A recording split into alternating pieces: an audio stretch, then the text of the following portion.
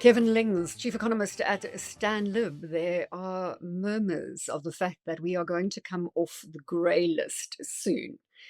How real is this possibility? Hi, Bronwyn. It's a distinct possibility. So let's just quickly back up and look at the progress.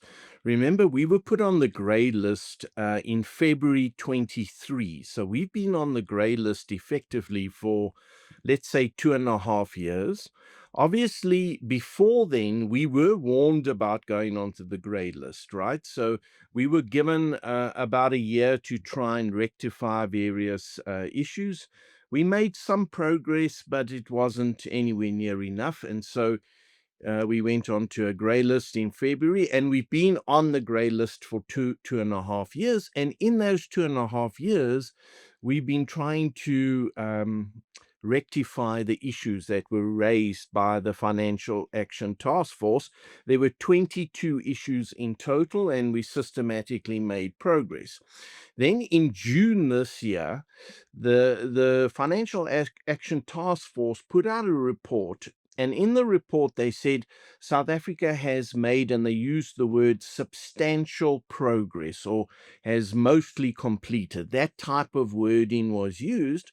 But at the time, they said they needed to conduct a site visit, which meant they had to visit South Africa and see for themselves some of these developments, which they then did in July. And at the end of July, the National Treasury put out a press release about the site visit. And in that press release, they said that the site visit had gone well. And therefore, the next step is the meeting on 24 October. So this month, the Financial Action Task Force has a plenary meeting where all their members come together, and they've got various agenda items. And one of those items is the removal of South Africa from the grey list. So on that basis, there would be a decent expectation that we would be removed from the grey list. It's not a guarantee. There's no absolute certainty here. And there is a little bit more recently a twist to the story, which I think is important to explore. But at this stage, there's a reasonable expectation of moving off the grey list on the 24th of October. When you say there's an avenue that we need to explore further, a twist, let's pick up there. So, if you look at when they completed this report back in June, yes, we had made substantial progress, but the latest commission of inquiry into, let's call it, the policing system in South Africa has uncovered a lot of additional issues, big issues relating to an element of corruption, certainly maladministration, and it does appear at this stage that those issues are fairly broad. Now, that's exactly the type of thing that the Financial Action Task Force flagged as not being addressed. And so there is some risk here that they look at the police commission, they look at the information that's coming out of that, and they say, let's hold off on this. Let's wait and see what develops from this commission, and let's see what the authorities in South Africa are doing about it. Now, it doesn't mean that you have to solve every single money laundering case and every single state capture case. That's unrealistic. But they clearly want to know that you're making progress in that direction. And so we would have to, I think, at least assure those authorities that whatever is uncovered within the police commission, that we will action it, that it's not simply going to be a report that goes nowhere, that there will be some follow-up that results. So I think that's an important unknown that has crept in more recently. Could we come off the grey list, then find ourselves back on the grey list? That's not impossible. Logically, it would simply say, don't take us off the grey list if you are that unsure. Is So it we is it possible is it possible to quantify the impact that being on the grey list since 2023 has had on us? it's impossible to say in value terms or in growth terms, but what we do know is that it has added a significant layer of cost to doing business, particularly internationally. And South Africa is effectively a small open economy. By that I mean more than 50% of South Africa's GDP is either imported or exported. So all of those transactions required a higher level of administration. In other words, you had to submit a lot more paperwork, you had to wait a lot longer. All of that costs significantly more. So it added a meaningful layer of cost, and it forced particularly the banking system to then devote more resources to ensuring that we complied with the grey list requirements. And I've got no doubt that if you look at the growth rate since 23, where our growth rate has been very depressed, I've got no doubt that the grey list contributed to that. The other area Well, is absolutely, opportunity. because if you think about it, contributors of foreign direct investment are looking at territories that are safe to deploy their capital. And it's surely a red flag if you are already being scrutinized because you are potentially breaking the rules. Absolutely. So you get put into a basket with other countries. Remember, we're not the only country on the grey list.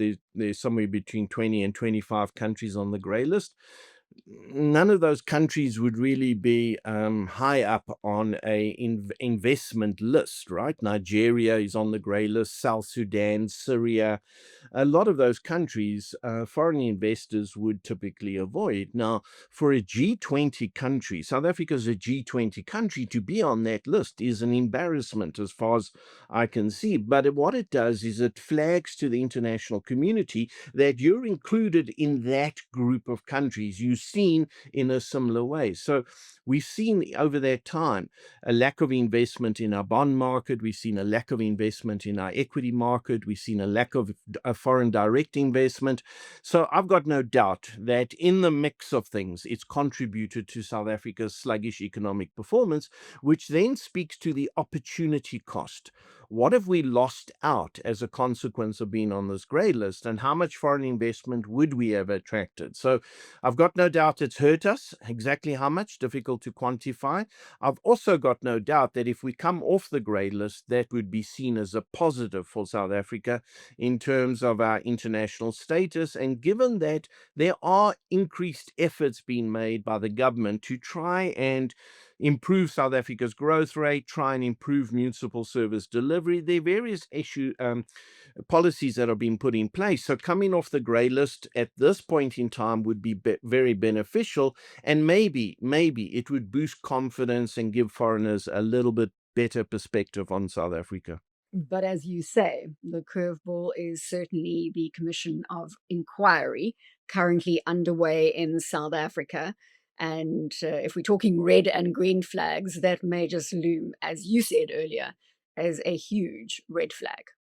Yes, so it's something that the Financial Action Task Force can't ignore, because it seems to be revealing a much greater scope for corruption.